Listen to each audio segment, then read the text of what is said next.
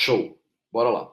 Então, primeira questão, já é uma questão aqui de triângulos, né? Na figura, o mosaico que tem as características daquele que você pretende construir é o. Então, tem algum tipo de mosaico que eu preciso construir. Vamos dar uma olhadinha do que se trata aqui. Pretende-se construir um mosaico no formato de um triângulo retângulo. Então, precisa ser um triângulo retângulo esse mosaico.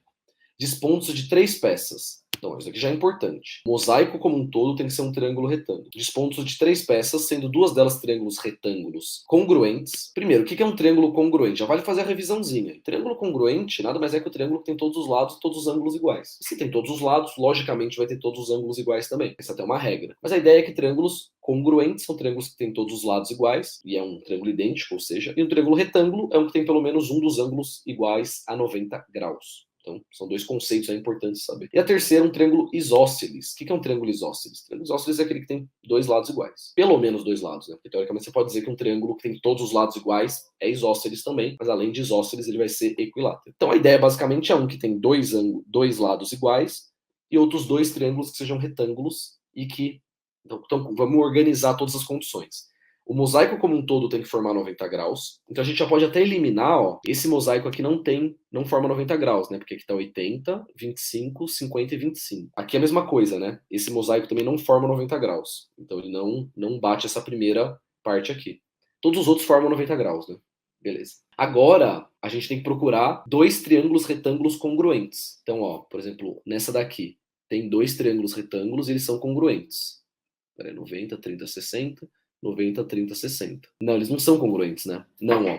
Porque, percebe, esse lado aqui, na verdade, tá semelhante a esse lado aqui, mas eles não são iguais, né? Esse triângulo aqui é maior. Porque a hipotenusa desse triângulo é um cateto desse. Então esse aqui também não vale. Porque esses 2 triângulos, eles podem até parecer iguais, mas eles não são. Esse caso, vamos ver aqui. Ó, esses 2 triângulos são exatamente iguais, ó. Eles têm 30, 90 e 60, o mesmo ângulo. Um lado em comum, que é cateto. Então isso é importante. Se eu tenho 2 lados em comum, os 2 são catetos, e os ângulos são iguais, o triângulo vai ser exatamente idêntico. Então tá beleza. E aqui eu tenho um triângulo isósceles, como ele pediu. Um triângulo que tem 2 lados iguais, ó. Esses 2 lados são iguais porque tem 2 ângulos iguais. Então, alternativa certa, a letra B. Beleza? Ficou claro? Acho que não é mais uma questão de conceituação, né? Não tem muito o que fazer.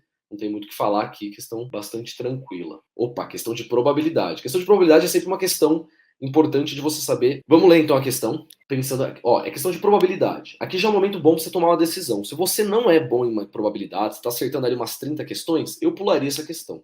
Porque, cara, a probabilidade não é assunto que vai ser bem acertado, não é assunto valorizado pela TRI. Se você não está acertando um número alto de questões, cara, acertar uma questão de probabilidade não vai te ajudar muito, não. Eu não perderia tempo com isso. Então você está acertando até umas 30 na hora da prova, pula e deixa para o fim. Se você está acertando mais de 30, entre 30 e 40, tenta fazer. Se você não conseguir em 1 minuto, elimina. E se você está acertando mais de 40, aí você vai ter que fazer, porque aí probabilidade é importante para sua TRI, beleza? Mas vamos fazer essa questão aqui que eu estou fazendo todas, né? Então, beleza. Uma caixa contém uma cédula de R$5, uma de 20 e 2 de 50. Retira-se de modelos diferentes. Importante, né? Então, são diferentes. Retira-se aleatoriamente uma cédula dessa caixa, anota-se o seu valor e devolve-se. Então, é tirado uma caixa com substituição. Em seguida, repete-se o procedimento anterior. Então, vou fazer isso 2 vezes. A probabilidade que a soma dos valores anotados seja pelo menos igual a 55. Então, vamos organizar um pouco aqui. Então, tem uma caixa, 5, 20, 50, 50. Então, o que eu posso fazer? Eu posso tirar a de 5, só que depois eu devolvo, né? Então eu posso tirar 2 vezes a 5, posso tirar a 5 e a 20, a 5 e a 50, a 5 e a 50. 25, 20, 20, 20, 50, 20, 50. Então, no fim, eu tenho 4 vezes 4, né? Então, eu tenho 4 vezes 4 possibilidades totais de tirar qualquer cédula. Eu estou querendo calcular a probabilidade, então esse é meu denominador, esse é o total.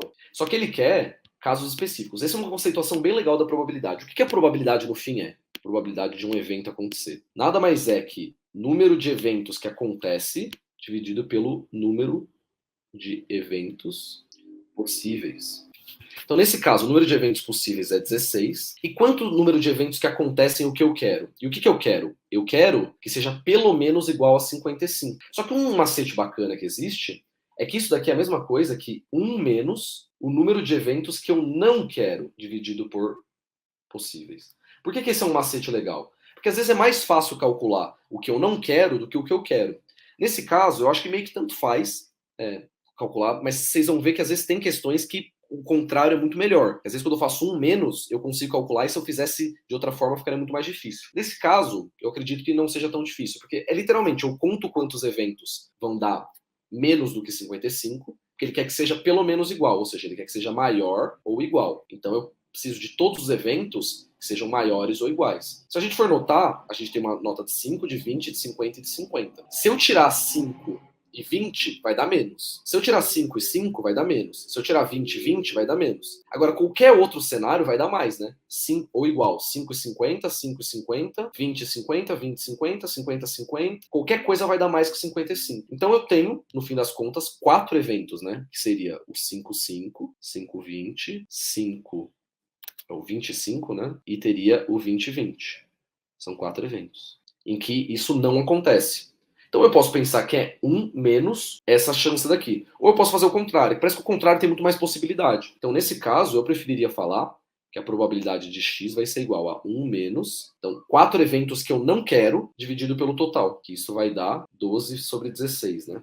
Que é 16 sobre 16, menos 4 sobre 16, é igual a 3 quartos. Alternativa C. Mas essa questão não é difícil, viu? Essa questão é uma questão de probabilidade razoavelmente fácil. Então, eu acho que é tranquilo.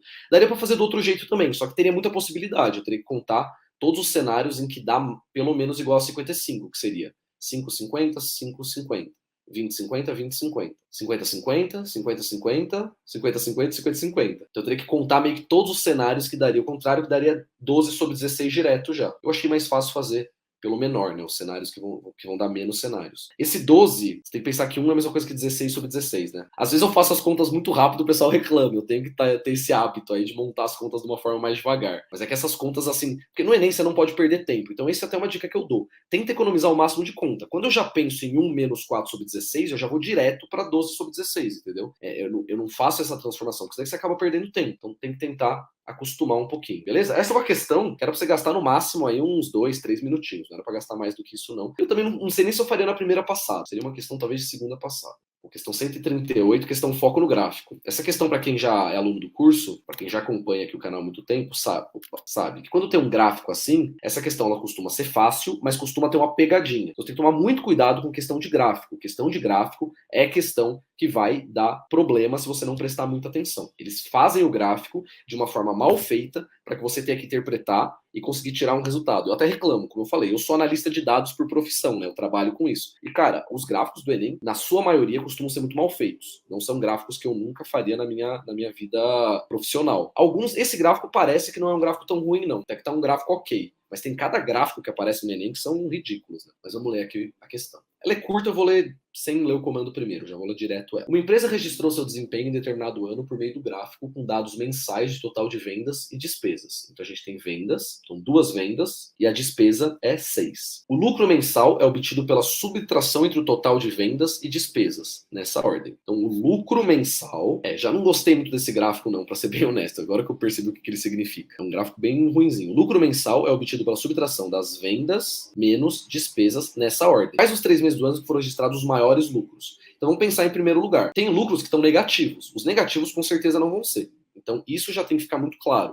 Então, como que eu começaria pensando em eliminar alternativas aqui? Eu já pensaria em eliminar todas as alternativas que têm lucro negativo, né? Primeiro lugar, vamos ver quantas tem positivo. O que significa positivo nesse caso? Que tem mais vendas do que despesas. Então eu já procuraria onde a barrinha mais escura está maior que a barrinha mais clara, porque eu quero que o total de venda seja maior que despesa. Então eu elimino qualquer coisa que não seja isso, ó. Esse estão acima. Esse está abaixo, esse está abaixo, está igual, esse está abaixo, esse está acima, baixo e abaixo. Então eu só estou deixando os que têm pelo menos lucro positivo, que são 1, 2, 3, 4, 5, 6. Agora eu vou ver quais são os maiores. Vamos do menor para o maior. Então, ó, esse aqui não vai ser e esse aqui não vai ser, porque o lucro está dando 1. Sobraram 3. Esse aqui também está dando 1 o lucro. Então sobrou julho, setembro e dezembro. Julho, setembro. Percebe que eu não preciso fazer nenhuma conta? É comparativo, né? Se ele quer o maior lucro, a gente usa o método comparativo. Eu comparo as opções. Qual é o maior lucro? É o que tem as maiores diferenças da barrinha. Eu preciso contar cada barrinha, colocar numa lista. Não, isso vai perder muito tempo. Essa questão é fácil. Alternativa A, rapidinho, já sai e não tem muito caô. Não pode ficar perdendo muito tempo com essas questões. Você tem que tomar cuidado com pegadinha, mas você tem que não perder tempo. Nesse caso é uma questão fácil. Não teve pegadinha, não teve nenhum problema. Então, se você perder mais do que 30 segundos, 1 minuto nessa questão, foi uma questão de insucesso. Não adianta você acertar essa questão em 5 minutos. Não adianta, você tem que acertar ela em 30 segundos, 1 minuto. Comparar. Qual foi o raciocínio que eu usei aqui no fim das contas? Os maiores lucros vão ser aqueles que têm a maior diferença entre a barra mais escura e a barra mais clara. Eu já procuro visualmente onde a barra escura está maior que a mais clara e já vou direto nelas. Nesse caso, eu fiz até o inverso para mostrar que, se fosse mais complicado, daria para usar o inverso também. Eu elimino todas que têm as barras menores. Mas eu poderia ir direto nas maiores diferenças. Eu já veria que setembro é a maior diferença junto com... Não, setembro é a maior, dezembro é a segunda maior e julho é a terceira maior. Poderia ir já direto também. Como eu falei, eu estou resolvendo a prova pela primeira vez, então tem várias formas de resolver, mas de qualquer forma você teria que resolver essa muito rápido. Beleza?